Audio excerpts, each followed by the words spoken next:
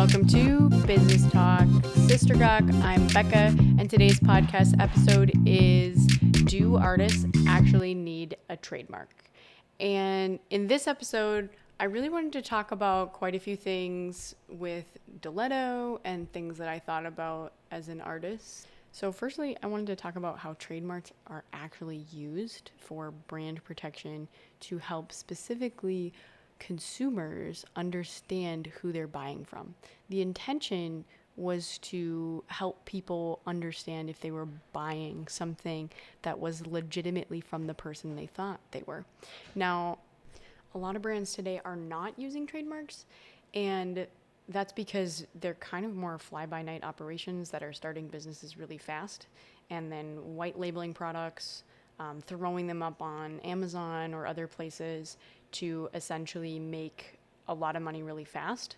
And then if somebody says, hey, that's my trademark, or you're copying my brand, or I have the license to that intellectual property for the patent or whatever of something that's a knockoff, they try to get a cease and desist. That, first of all, takes a lot of money to do. And especially, I mean, you can craft your own letter if you really want to and send it, but it's hard to find the person to send it to and justify your claim. And so with that, though, the biggest thing that I started learning from people is that if you have a brand that you want to protect, the scarier thing is having a letter served to you saying cease and desist. And if you're a smaller business, you don't have all of those resources to be able to fight that.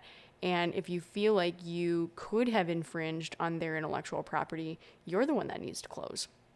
So for me, that was more my concern, because I did meet with a business owner who had said, you know, she had started this company, they were doing really well, and it was like a mail order company, and they got a letter in the mail saying, hey, your brand sounds too much like this brand, even though it's not even the same word, and you need to cease and desist. And at the time, they had to figure out what they were going to do, because they had tons of merchandise branding, boxes, shipping material, everything in their logo. And they had to make a decision whether or not they were going to rebrand the whole company and try to restart, essentially, to teach consumers about who they were and try to rebuild that reputation, or were they going to have to exit the market entirely? And at that time, they had decided to exit the market, and they had over $500,000 worth of inventory at the time that they had to figure out what to do with and close down the company. And for me, I mean, that was super valuable advice, because I thought, well, what could happen to me in the future if somebody did do that? And I want to make sure that I protect myself from scammers and other people saying, oh, we have a claim to this. So I had to do a lot of research myself on how I wanted to go about that. Now, what's really nice in the arts industry is there are nonprofits that actually have access to legal advice if you need it for things like that. And they don't necessarily have somebody to like walk you through the process, but they'll give you a lot of guidance on how to start looking. And one of the most helpful things for me was learning that I could just go to the United States Patent and Trademark Office, and their website is uspto.gov. And there you can actually do a search on their database specifically for trademarks. And you can look for basically like the information on the name and see if anyone has filed that. And actually, so there's two layers to trademarks as well, because it's really good to make sure that if you are truly wanting to protect a brand with a trademark, that before you file, you do the research to make sure that it's not already done by somebody else, because you could pay all these filing fees and then realize that you get a letter from the government saying, sorry, somebody has challenged your request and you can't have this. And then you spent like thousands of dollars in filing fees. So it's really important to do the legwork on the front end. And you know, there's a lot of people that say you could pay a lawyer to do that search for you. You absolutely could. I I think that each state has a different process for how they have trademarks. And you can even file a trademark on a state level just to operate within that state if you don't want to be national. So some people do that. And what's interesting is that some people will file with their state at first, and then they'll eventually go after getting their national one. Or if there's not a federal one in place, but there's a couple states, they'll only file for the states that they want to be in, for like the Midwest or whatever. And so what I ended up doing is creating basically a full database of every state and where they house that information on the trademark office, patent office, or whatever. I guess patent really not on a state level, but trademark. How you can search within their database and see what has been filed, if there's anything current that would be in existence that could compete with you. And taking that information, I was able to figure out, is this something viable for me for what I want to do?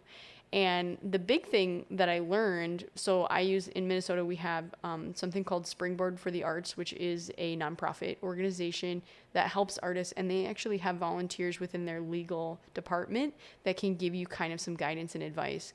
And then I also leveraged the SCORE program through the Small Business Administration that matches you with mentors in business to be able to talk with you about what you're doing. And I was super thankful because my mentor was able to connect me with a patent lawyer who was in an industry that worked with a lot of trademarks.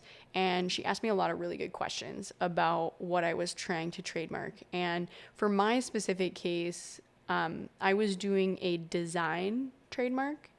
And what I realized is that with a design of like a written text, if you have done it yourself or it was handmade, you have a way better chance of passing, because the reality is if you're using like a web font that is free, license free or whatever to use, if you try to trademark a name with that kind of with that kind of text, you're not going to be able to do it because that's open source font. And like trying to use somebody else's work without getting an artist to design it for you is actually going to make your application fail. And you don't want to fail and pay all those fees. So it's really important to think through like actual handwritten stuff that ends up becoming like into graphic form. And I don't mean necessarily like on a piece of paper, but like digitally drawing it, making sure that the curves are right, all that kind of stuff. It's really important. And one of the things that she had recommended for me was that I only trademark the black version, because then I can do any color I want outside of that, because black is just like the base, like just the design itself. And then if you decide to do more colors, you can, and it's not a big deal. But if you trademark in one specific color outside of black, you're basically locked into that, and you can't do your logo in white or any other colors. So it's better just to do the black, which I didn't know. So that was kind of really helpful and interesting in how I was going to put my application together. So one thing I also learned is that basically if anyone ever tries to send you a cease and desist letter, a lot of the time it's like somebody that doesn't have the authority to do it, and it's a scam. But then there are other times where like you can look up in the USPTO website on the data directory that yes, in fact, there is somebody that has something within the classifications that you want to trademark. Okay, so as an artist, is it important to trademark like your signature? I don't think so. No, because your signature is like legitimately you, and and you don't need to trademark that. If you have like a brand, and you want to protect that from being knocked off, I guess my question would be, is that really going to be something that people are going to knock off? Because a lot of artists have really unique prints and logos and whatever else. And as long as you're using it digitally and you are providing that into the world in a way that shows proof that like back in 2015 you were using this logo, and if somebody is using it now, like they don't really have a huge claim that you have to stop using it. And within that, like a lot of people that have businesses that are just using it in one state or something, so like they're not really caring about trademarking for the whole United States. And so like there's really not a whole lot of confusion or competition. But it is important to think through why you would need the trademark. What is your future goal for your business in art? And like, what are you trying to do in the world? Because if you're trying to do something where eventually you're going to have more products that like you design and then you're having other people help you make, it probably is a good idea to have a trademark, because it means that you can continue to scale and you won't have to worry about accidentally stepping on other people's intellectual property after you've built a good solid brand that's like with lots of different people involved or whatever else. Because quite honestly, I mean, if you had a store pop up that had the Target logo on it and it clearly wasn't Target because all of the other nuances are not there except for the giant red circle, you would be confused. And Target wouldn't be happy, right? Because they've scaled to like a pretty large mass. Now, within that, I'm not saying if you are working with other artists and they're doing their work that you don't attribute them, because like if they were a participant in your project or whatever, you want to definitely give them credit, right? Or if you're selling a product that's a print of theirs and you say this was originally created by this person, but we're selling it under our brand line. Those are things that Starbucks, I think, is really good at. Like they attribute a lot of their artists' work in their different coffee shops. Like they'll have a really cool mosaic or a carving or whatever in the wall, and that artist will be featured there and they'll have their bio. And now they don't do that on everything, because their mugs and stuff like that they sell for their brand, they do protect that because they're collectible and they're part of Starbucks. But they do pay those artists to design that work. And that aspect of like knowing as an artist, like, are you working on something where it's going to be part of that person's branding for their company? And are they paying you for that intellectual property in a way that compensates for the fact that it's your work? Or are you wanting this to be a part of your brand and your basically standing of people recognizing your content or your art pieces? So making those decisions on the front end like is really important for deciding if you need to trademark your stuff. Because if you're just working for somebody else and they're trying to get their brand built, like you're doing it as a designer or whatever, well, that's not something that you would be able to go back later and say, hey, that's mine, I want it attributed to me. Like that's something you write in your contracts at the beginning. And this is like becoming a hot topic, especially within murals and paintings that are like part of buildings and stuff, when like renovations happen and people are like, you should have told me or whatever. Well, it's like you have to have it in your contract. And or if somebody comes in and touches up the mural, hey, you should have given me first right to do a touch up on my own work. Well, you have to have that in your contract. And so artists like get really upset about certain things. But the reality is that like if you're not reading the paperwork and you're not understanding what you're protecting and why you're protecting it, like none of this really matters. People don't have a legal obligation to respect what you're saying. You can say whatever you want. They don't have to do it. And I think that that is so true with the trademarking aspect. So if you have something that is like truly yours, you should really think about a trademark. So here's a classic example that I think is super interesting. So first of all, I don't know if you've ever heard of the term the Real McCoy. Well, I mean, early origins of this actually was more like Scottish, I believe. I think the oldest recorded aspect was actually the Real McCoy, and that was like in 1856. and it was like a Scottish poem referring to authentic whiskey. But later on, so that piece of culture like kind of transferred to the United States. And in I think it was like 1910, the Nelson McCoy Pottery Co. was founded. And basically what was interesting about that is that they started creating cookie jars and platters and vases, stoneware, like gorgeous things that were decorative, but I would say like to each his own in terms of what is actually like decorative, but anyways.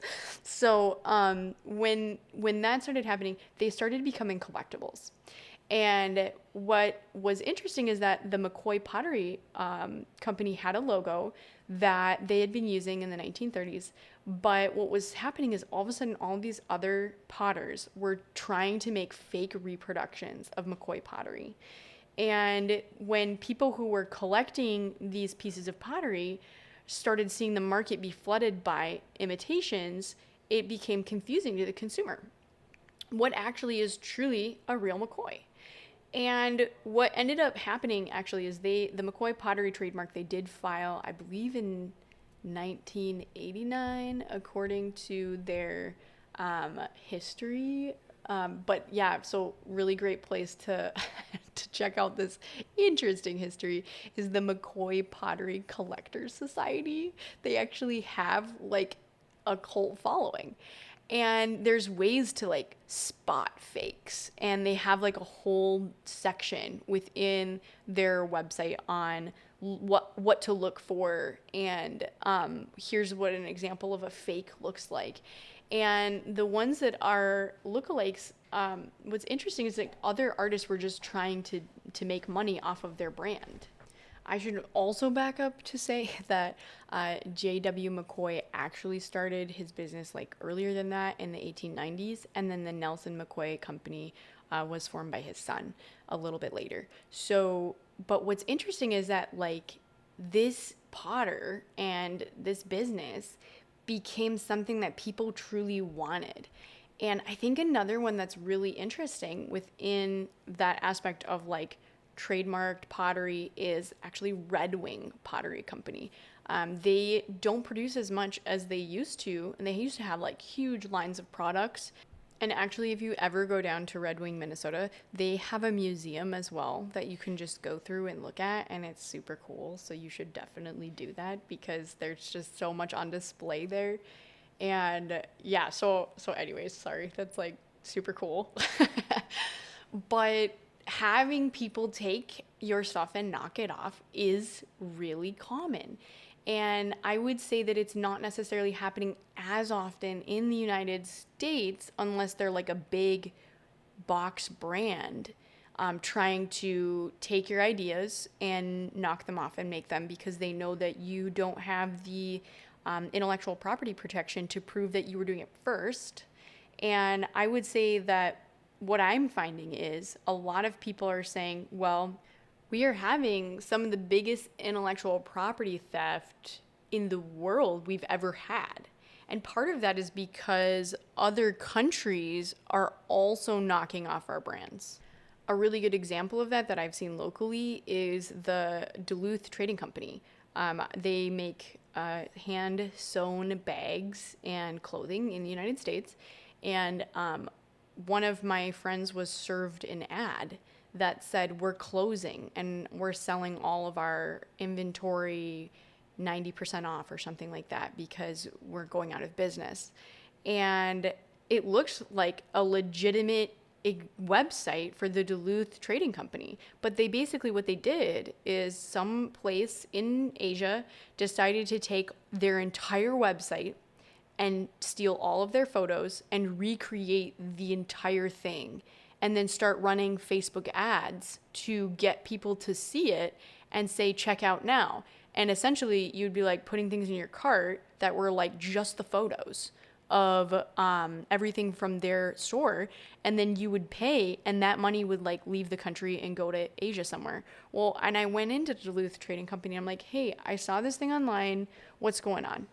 And they said, we've been fighting that like crazy, but the reality is every time we get something like that shut down with Facebook or with Google or whatever, what's ended up happening is another company will pop up, and you can't really stop it because there's so many people doing it in other countries, or they'll just come up on a new server or whatever. And the governments in those countries, I mean, you can't really get them to stop those people because they're just going to shut it down and restart it again somewhere else. And they just kept saying, no, we're still here, we're still around, and we're not going anywhere. So all of that to say, intellectual property theft and trademarking, it doesn't necessarily mean that somebody isn't going to knock you off, because even in the aspect of like the McCoy Pottery business, there were knockoffs all the time. But the reality is that if you want to teach somebody about your brand and say, this is mine, it's going to allow you to not get stopped by somebody coming to you and saying, you need to stop. And protecting yourself from that, I think, is the bigger thought. If you have a brand that you think someone will try to come to you and tell you to cease and desist, I would say that that would be a reason why you would consider a trademark.